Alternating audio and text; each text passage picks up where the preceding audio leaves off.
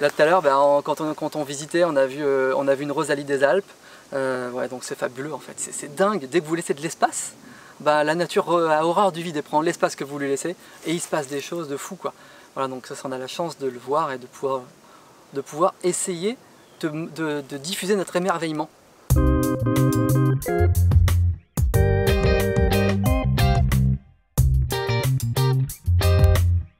Élise et Baptiste, bonjour. Bonjour. Vous êtes tous les deux des créateurs de forêt, qui est le nom de votre entreprise. Exactement. Ça veut dire quoi être créateur de forêt? Eh bien, créateur de forêt, donc on est bien une entreprise, une société à mission. Et en fait, notre métier au quotidien, c'est promoteur de biodiversité. Donc voilà, on a ce nom, créateur de forêt, qui permet pour le grand public de se reconnaître dans ce nom. Tout le monde aime les arbres, c'est un prétexte pour ensuite parler de tout ce qu'on ne voit pas, les insectes, les petits mammifères et même des choses qu'on connaît moins bien, et pour qu'on puisse protéger tout ça, tout cet écosystème, toutes ces espèces et tout le vivant.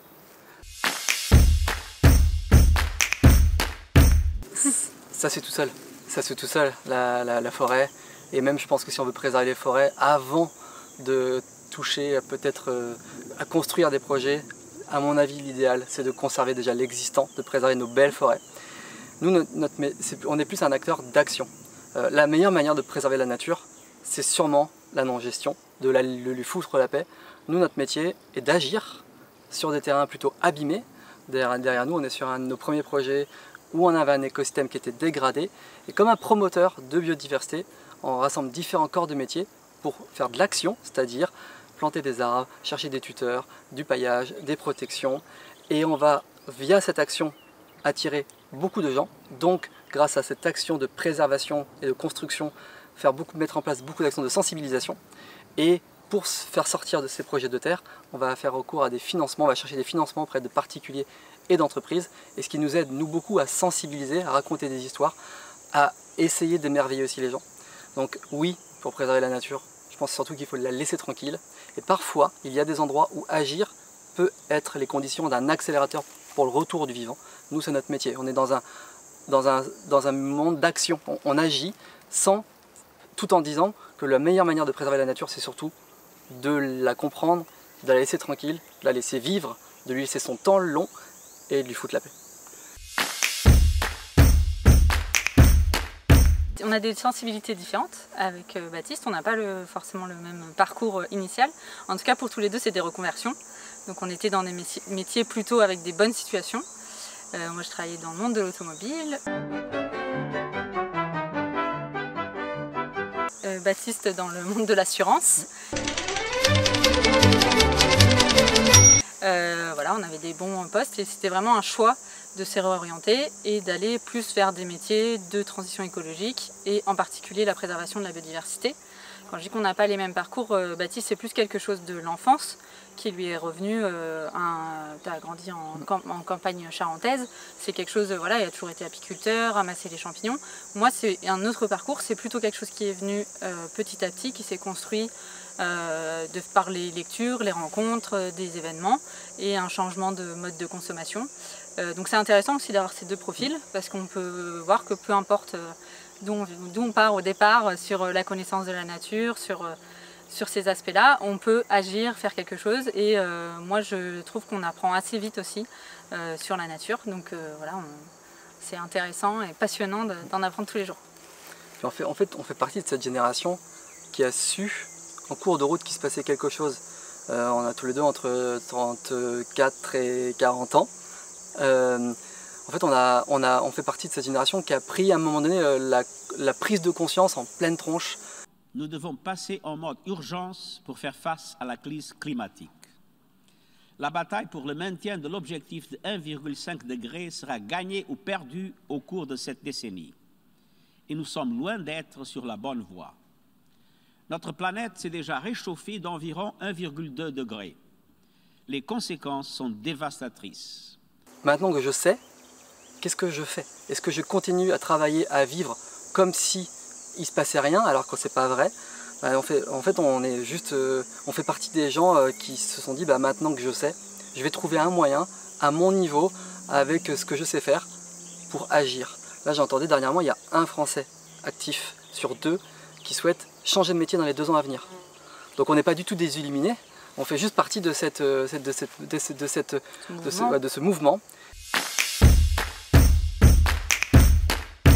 Bah déjà, le mot il est super intéressant, plaine d'Argenson. Ici c'est la plaine, et alors je suis pas très bon en histoire, mais du temps des Celtes, là on est entre, pour situer, on est entre Niort et La Rochelle. Du temps des Celtes, il y avait une forêt qui s'appelle la Sylve d'Argenson, qui était d'ici, quasiment de la forêt de Benon, jusqu'à Angoulême. Tout ça, c'était un massif forestier. Bon, aujourd'hui c'est de la plaine, à part la forêt de Chizé et quelques morceaux de la Sylve d'Argenson qui restent. Il y a toute cette histoire à raconter. Aujourd'hui c'est la plaine d'Argenson. Donc on est en train, à notre petit niveau, de reconstruire un tout petit bout de cette Sylve d'Argenson, en tout cas pouvoir permettre de raconter cette histoire. Et en fait, là on est sur, tout à l'heure on a dit qu'on était promoteur de biodiversité. Quand on a lancé cette initiative Créateurs de Forêt, cette entreprise, on l'a dit, mais le dire c'est bien, mais le montrer c'est encore mieux. Et bah, au début, pour débuter, bah, comme tout le monde, il faut mettre la première pierre. Hein. Bah, nous, il nous a fallu notre premier terrain. Et en 10 ans qu'on voulait lancer cette initiative Créateurs de Forêt, on a 2 propriétaires, 2 dames qui nous ont contactés avec ce projet, ce terrain derrière nous, qui était une coupe rase, une ancienne coupe rase de résineux, qui nécessitait de reconstruire, mais pas partout, on a laissé beaucoup de pousses naturelles. Et on a acheté ce terrain avec la personne morale Créateur de Forêt. Et aujourd'hui, ce terrain, c'est, pour reprendre le terme du promoteur, c'est notre appartement témoin. Et il nous a fallu un premier projet pour montrer que ce qu'on faisait n'était pas juste un post sur les réseaux sociaux, mais que c'était vraiment possible et que ça allait sortir de terre. Et ensuite, la manière dont on le fait, bah, on l'a construit grâce à ce terrain. Et tu veux... Oui. Ouais. Après, concrètement, déjà la première étape, c'est de faire un état des lieux de ce qui peut être intéressant de faire sur ce terrain, justement cette action de l'humain. Qu'est-ce qu'on peut amener sur ce terrain? Donc on s'est fait accompagner par un écologue, Alain Persuis, qui nous a aidé à déterminer quelles essences d'arbres et d'arbustes. C'est un projet qui est très diversifié, il y a une trentaine d'arbres et d'arbustes qui ont été, d'essences différentes qui ont été plantées. Il a fallu préparer le sol, puisque c'était donc une ancienne coupe rase de résineux. Donc il y a un engin forestier qui est passé pour préparer le sol, pour permettre la plantation. Permettre aussi une plantation assez aisée pour les scolaires, pour tout le monde, donc il faut quand même que ça soit accessible. Et puis ensuite, chaque étape de notre projet, chaque fourniture, si je peux le dire comme ça, les arbres, les protections, les tuteurs, on choisit d'avoir vraiment le moins d'impact possible sur l'environnement, parce qu'on peut apporter ce type de projet, qui est forcément un volet environnemental, mais il y a quand même des impacts, et on peut utiliser un chêne qui vient, un gland qui vient du Kazakhstan, des tuteurs en acacia de Roumanie, des protections toutes neuves qui viennent de Chine, et qui en plus se disséminent, s'écartent et se vont dans la nature. Donc là vraiment on prend soin à chaque choix de partenaire de prendre quelque chose du plus local possible et de faire aussi travailler le réemploi. Donc là on va aussi avoir des acteurs dans le monde de l'économie circulaire. On travaille avec des végétaux qui sont marqués végétal local, c'est-à-dire qu'ils sont récoltés à l'état sauvage dans la région. Les protections sont des poches ostréicoles réemployées qu'un chantier d'insertion nous prépare à Marraine d'Oléron. Et les tuteurs, on utilise, alors ici c'était du châtaignier local. Sur nos projets maintenant, on utilise du bois de réemploi, donc des déchets qui viennent de scierie et ou de fabricants d'articles en bois et qui ont des chutes et qu'on utilise, qu'on réemploie en tuteur. Donc on essaye toujours de minimiser notre impact. Et on a aussi un rôle, le projet a aussi un volet social, donc on le disait tout à l'heure avec le volet collectif, et on fait aussi intervenir des structures comme des chantiers d'insertion, des structures scolaires. Donc les structures scolaires, il y a donc les écoliers de la commune qui vont venir, et il y a aussi le lycée horticole, donc qui sont en formation dans ce métier-là, et qui peuvent concrètement mettre en application aussi leur savoir-faire. Et c'est le lycée horticole de Niort là, qui s'est occupé de la plantation avec nous et tous les gens aussi qui ont participé.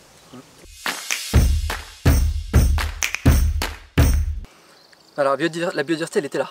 Elle était là. C'était un écosystème, il y avait déjà des choses qui existaient.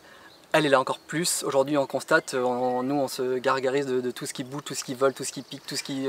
On prend des photos de tout ça. Et d'ailleurs, on le montre à nos contributeurs sur notre site. Vous avez la photothèque. À chaque fois qu'on voit un truc qui bouge, un papillon, un insecte, on le prend en photo pour montrer que c'est un écosystème et donc pas que des arbres. Donc oui, là, la vie, elle est là. Ce qu'on a appris, c'est qu'un arbre, c'est un être vivant. Un être vivant, c'est un être mortel. et que le premier été qu'on a vécu, c'est l'année 2022, qui est probablement le même qu'on va vivre en 2023, et qui est même probablement qu'on va vivre en 2024, 2025, etc. Et ben on se rend compte que planter un arbre c'est très difficile, et que ça on ne le dit pas, et nous on a vraiment envie de le dire à des fins de pédagogie, d'expérience, un arbre c'est un arbre vivant ou mortel, il va peut-être y avoir de la mortalité. Est-ce que la mortalité ça a un impact ou pas d'ailleurs sur la biodiversité du site? Mais là on va revenir à la fin de la semaine avec, on est 5 dans l'équipe, toute l'équipe. On va revenir pour comptabiliser les morts. Qu'est-ce qui a marché comme type d'essence d'arbre? Qu'est-ce qui n'a pas marché?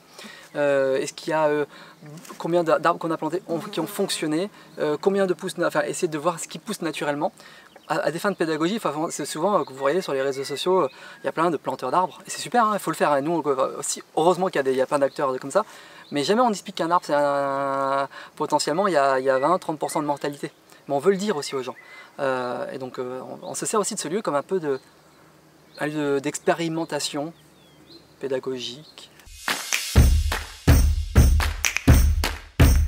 C'est quoi déjà l'oiseau qu'on a eu ici qui niche? Là, on est sur plaine d'Argenson, là, je ne sais pas si on le voit. Donc le groupe ornithochique des Deux-Sèvres a fait des écoutes. L'année dernière a trouvé 3 oiseaux nicheurs. Et c'est pas... j'ai juste un doute, je crois que c'est... Est-ce que c'est l'Odypneum criard? Oui, c'est ça. Ouais, on a des Odypneum criard qui ont niché ici, donc vous pouvez regarder sur internet, c'est un petit oiseau un peu bizarre qui migre l'été et il niche au sol. Oui. Donc là on en a eu sur le site, à Allonne, dans un projet dans la Gâtine de Sévrienne, on a construit un projet en fonction d'une espèce qui a été protégée, qu'on n'a pas encore constatée, mais on espère qu'on va l'avoir, l'agrillon de mercure, qui est une petite libellule bleue. Là, on a vu 2 types de couleuvres, la couleuvre acolyte et la couleuvre esculape, je crois. Là, tout à l'heure, quand on visitait, on a vu une rosalie des Alpes. Ouais, donc c'est fabuleux, en fait. C'est dingue. Dès que vous laissez de l'espace, la nature a horreur du vide et prend l'espace que vous lui laissez. Et il se passe des choses de fou, quoi. Voilà, donc ça, on a la chance de le voir et de pouvoir essayer de diffuser notre émerveillement. Oui, là, il y a des ruches. Alors, ça, moi c'est ce qui fait que j'ai mis peut-être la première fois la main à la nature. Avec mon grand-père, j'étais apiculteur, je le suis depuis que je suis petit, et là on a 3 ruches. Et la ruche, c'est exact, l'abeille, je pense qu'on peut faire le même parallèle avec l'arbre. L'arbre est un bon moyen de sensibiliser les gens, en expliquant qu'il n'y a pas que des arbres, il y a aussi des végétaux, des arbres, des arbustes, et il y a la nature qu'on fout la paix. Et bien, les abeilles, c'est pareil. Il y a 900 types de pollinisateurs en France. L'abeille d'un apiculteur comme moi ou amateur ou d'autres apiculteurs, c'est une abeille domestique qui est presque même pas modifiée par l'homme, mais on a sélectionné des espèces un peu dociles, tranquilles, qui ne piquent pas. Mais et l'abeille vous permet de ramener des écoles, d'ouvrir des ruches, d'ouvrir enfin voir cette famille d'abeilles qui vit autour d'une reine, c'est un truc de dingue. On pourrait me mettre autour d'une table comme un mardi soir dans un dîner et puis je pourrais te raconter la vie de l'abeille. La tour Eiffel, entièrement faite avec des allumettes, 346 422 exactement. C'est une de mes plus belles pièces. Mais l'abeille, donc c'est un beau élément totem pour sensibiliser. C'est aussi un marqueur de biodiversité, de santé des écosystèmes. Quand il y a des abeilles qui crèvent, c'est bien qu'il y a un problème quelque part. Mais on n'a mis que 3 ruches ici. C'est volontaire, parce qu'à côté il y a le CNRS de Chizé. Et on avait rencontré, dans nos magnifiques rencontres, on a rencontré un des chercheurs du CNRS qui nous avait dit, qui est un expert des papillons, des abeilles sauvages. Moi, on l'avait contacté, on dit mais est-ce qu'on peut mettre des ruches? Parce que ruche égale entre 30 et 60 000 abeilles que vous posez là. Mais quand vous amenez 30 000 abeilles ici, forcément vous allez déstabiliser les abeilles sauvages autour, parce qu'en fait elles ont toutes besoin de bouffe, de fleurs. Et donc quand on veut préserver les abeilles, avant de mettre des ruches, il faut mettre des fleurs, ça c'est important, il faut qu'elles aient à bouffer. Et donc on a demandé aux chercheurs, voilà, est-ce qu'on peut en mettre? On veut en mettre nous pour sensibiliser, mais est-ce qu'on peut en mettre et que ça ne va pas avoir un impact sur la vie des abeilles ici? Et donc là on nous a dit pas plus de 3-4 ruches, ça serait bien ici. Et là, pour info, il y a 900 types d'abeilles en France, différentes. En Deux-Sèvres, ils en ont trouvé presque 300, ce qui est dingue, il y en a beaucoup. 300 abeilles sauvages différentes trouvées en Deux-Sèvres. Voilà, donc là on a des ruches qui nous permettent de montrer, du coup, de fait que les gens nous en parlent, tu vois, tu nous en parles, mais c'est important pour nous de raconter ça. Et pas dire, les abeilles, c'est pas que la biodiversité, c'est un insecte parmi d'autres. On essaie d'avoir un modèle très transparent, mais déjà, je pense qu'il faut dire que nous, on est des porteurs de projets, et souvent, les gens nous voient comme « Ah, c'est chouette ce que vous faites, c'est admirable », ou nous prennent un peu pour des fous, « Oh, les pauvres ». Vous êtes sûr que c'est un métier? Mais oui, c'est un métier, et on essaye d'avoir la tête sur les épaules d'ailleurs, mais des porteurs de projets ne sont rien, si ce n'est un PowerPoint et un pauvre post sur les réseaux sociaux. On sera rien sans les gens qui soutiennent les porteurs de projets. Et souvent on nous dit bravo pour ce que vous faites. En fait, la biodiversité, c'est pas une espèce en interaction. Et ben, un porteur de projet, il est en interaction avec ses soutiens. Il faut des gens qui soutiennent les porteurs de projets, il faut des porteurs de projets. Et nous, aujourd'hui, on existe parce qu'il y a des gens qui nous soutiennent financièrement. Et là, notre modèle, il est simple, on essaie de l'expliquer. On a des projets qui sont chiffrés sur 6 ans. L'année N-1 avant la plantation, ce qu'avait présenté Élise, la préparation, les matériaux en plus en éco-conçu, l'éco-socio-conception, les chantiers d'insertion, toute la logistique autour de la plantation, les suivis sur 5 ans, l'entretien sur 5 ans, tout ça, ça va nous coûter, avec le coût juridique de bloquer le terrain, ça nous coûte en moyenne sur nos 10 projets environ 30 000 € de l'hectare. Un hectare, c'est 10 000 m², donc ça veut dire qu'on a un coût, nous, de revient sur 6 ans à 3 € le mètre carré. Mais on fait parrainer ces projets par des particuliers et des entreprises à hauteur de 5 € le mètre carré. 5 € hors taxe, parce qu'on est une entreprise, donc c'est 6 TTC. Et la différence entre 5 et 3, c'est comme ça que nous on alimente notre personne morale, qu'on arrive à faire fonctionner le véhicule créateur de forêt. On est 5 maintenant dans l'entreprise. Et donc oui, aujourd'hui on a besoin de financement, on a 146 entreprises qui participent financièrement à nos projets. On a plus de 830 ou 40 particuliers, contributeurs, contributrices qui financent nos projets. Mais on a des gros enjeux. On veut bien montrer aux gens que c'est bien de financer la biodiversité, mais la biodiversité, c'est pas qu'un coup de communication. C'est un sujet qui se traite sur le long terme, et donc on essaie d'expliquer aux entreprises que c'est des projets qu'il faut porter sur plusieurs années, se servir de ces projets pour sensibiliser vos collaborateurs. Voilà, on ne cherche pas une entreprise qui va nous donner 1000 € et faire un post sur les réseaux sociaux. Nous, ce qu'on veut, c'est embarquer les gens sur le long terme, parce que la biodiversité, on n'en a pas juste besoin en 2023, hein, on en a besoin sur le long terme. Donc ça, c'est notre métier d'aller. Et on est devenus des commerciaux. Enfin, moi, c'est un peu mon rôle. Élise est un peu la chef de travaux. Moi, je suis un peu le commercial. Je suis le commercial pour la nature. On récupère des fonds, on capte des fonds pour faire sortir des projets de terre. Sans ça, bah, en fait, il se passe rien. Voilà. Sans les fonds et sans la terre. Donc ça, c'est le deuxième volet. Oui. Comment, c'est quoi le foncier? Où est-ce que vous le récupérez? À qui il appartient? Et c'est quoi l'objectif avec ce foncier? Donc ici, comme on disait, c'est un cas particulier puisque c'est notre terrain. Mais sinon, notre modèle, c'est d'agir sur des terrains qui appartiennent à des collectivités, donc des communes ou des agglomérations, qui mettent à disposition le terrain pour qu'on puisse créer ce projet de biodiversité. Et après, donc nous, on va chercher des fonds auprès d'entreprises et de particuliers contributeurs. La commune, elle va s'engager sur un siècle à préserver ce terrain à des fins de préservation de la biodiversité. Donc c'est vraiment cet engagement-là qu'on va chercher. Il faut quand même aussi un certain courage politique pour accepter de dédier un terrain de minimum 1,5 hectare, donc c'est pas simplement 500 m², donc minimum 15 000 m² à dédier aux vivants dans sa commune pour voilà, redonner vie à des terrains.